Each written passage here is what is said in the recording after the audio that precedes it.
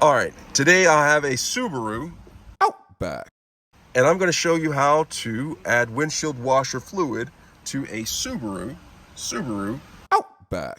But before we get started, could you give me a thumbs up as well as subscribe to my channel? I'll appreciate it tremendously. All right, so I'm sitting in the Subaru Outback behind the steering wheel. And the first thing I'm going to have to do is I'm going to have to open up the hood on the Subaru Outback. So what I'm going to do is I'm going to reach down here. You see this? This is indicator of where the hood latch is located.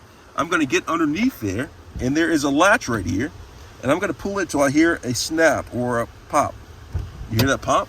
So once I've heard that, I'm just going to walk out to the front of the Subaru Forester. I'm going to walk out to the front of the vehicle right here, and then I'm going to have to open up the hood. And you see this right here? This is the front of the Subaru Forester, and the hood is popped open just ever so slightly. And what I'm going to have to do is take my finger in here, slide down there on the lever to open up the hood. So I slid this right here. Do you see that?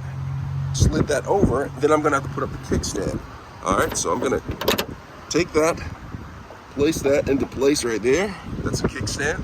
This is the lever that I was talking about. Push that to the side. All right, and then the hood is open. I'm going to walk in right here. Do you see this right here? This is the cap for the windshield washer fluid.